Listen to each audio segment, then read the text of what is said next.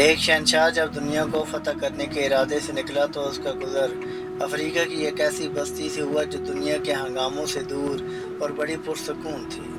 یہاں کے باشندوں نے جنگ کا نام تک نہ سنا تھا اور فاتح اور مفتوح کے معنی سے نا آشنا تھے۔ بستی کے باشندے شہنشاہ اعظم کو مہمان کی طرح ساتھ لے کر اپنے سردار کی جھونپڑی میں پہنچے۔ سردار نے اس کا بڑے گرمجوشی کے ساتھ استقبال کیا اور پھلوں سے شہنشاہ کی تواضع کی۔ کچھ دیر میں دو قبائلی فریق مدعی اور مدعیہ کی حیثیت سے اندر داخل ہوئے۔ سردار کی یہ جھونپڑی عدالت کا کام بھی دیتی تھی۔ مدعی نے کہا، میں نے اس شخص سے زمین کا ایک ٹکڑا خریدا تھا۔ ہل چلانے کے دوران اس میں سے خزانہ برآمد ہوا۔ میں یہ خزانہ اس شخص کو دینا چاہا لیکن یہ نہیں لیتا۔ میں یہ کہتا ہوں کہ یہ خزانہ میرا نہیں ہے کیونکہ میں نے اس سے صرف زمین خریدی تھی اور اسے صرف زمین کی قیمت ادا کی تھی، خزانے کی نہیں۔ مدعی نے جواب میں کہا، میرا ضمیر ابھی زندہ ہے، میں یہ خزانہ اس سے کس طرح لے سکتا ہوں؟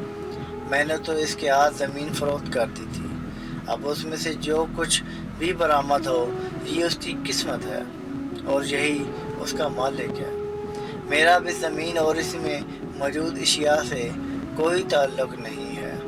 سردار نے غور کرنے کے بعد مدعی سے دریافت کیا، تمہارا کوئی لڑکا ہے؟ ہاں ہے۔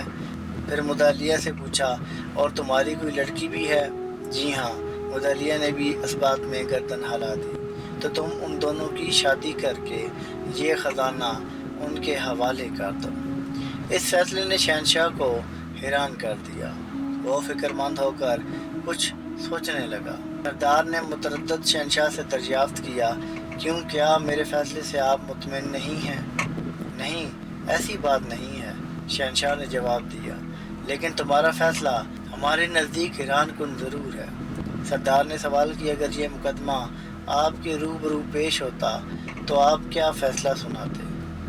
شہنشاہ نے کہا کہ پہلی تو بات یہ ہے کہ اگر یہ مقدمہ ہمارے ملک میں ہوتا تو زمین خریدنے والے اور بیچنے والے کے درمیان کچھ اس طرح کا جھگڑا ہوتا کہ بیچنے والا کہتا کہ میں نے اسے زمین بیچی ہے اور اس سے زمین کی قیمت وصول کی ہے، اب جب کہ خزانہ نکل آیا ہے تو اس کی قیمت تو میں نے وصول ہی نہیں کی، اس لیے یہ میرا ہے۔ جبکہ خریدنے والا کہتا کہ میں نے اس سے زمین خرید لی ہے، تو اب اس میں جو کچھ ہے وہ میری ملکیت ہے اور میری قسمت ہے۔ سردار نے شہنشاہ سے پوچھا، پھر تم کیا فیصلہ سناتے؟ شہنشاہ نے اس کے ذہن میں موجود سوچ کے مطابق فوراً جواب دیا کہ ہم فریقین کو حراست میں لے لیتے اور خزانہ حکومت کی ملکیت قرار دے کر شاہی خزانے میں داخل کر دیا جاتا۔ بادشاہ کی ملکیت؟ سردار نے حیرت سے پوچھا، کیا آپ کے ملک میں سورج دکھائی دیتا ہے؟ جی ہاں۔ کیوں نہیں؟ وہاں بارش بھی ہوتی ہے؟ جی ہاں، بالکل ہوتی ہے بارش۔ بہت خوب۔ سردار حیران تھا، لیکن ایک بات اور بتائیں، کیا آپ کے ہاں جانور بھی پائے جاتے ہیں جو گھاس اور چارہ کھاتے ہیں؟ ہاں، ایسے بے شمار جانور ہمارے ہاں پائے جاتے ہیں۔ اوہ خوب، میں اب سمجھا۔ سردار نے یوں گردن ہلائی جیسے کوئی مشکل ترین بات اس کی سمجھ میں آ گئی ہو۔ تو اس ناانصافی کی سرزمین میں شاید انہی ہی جانوروں کی طفیل سورج روشنی دے رہا ہے اور بارش کھیتوں کو سیراب کر رہی ہے۔ اگر ویڈیو اچھی لگے تو لائک اور شیئر ضرور کیجیے گا۔ جزاکم اللہ خیر۔ سلام پہنچے۔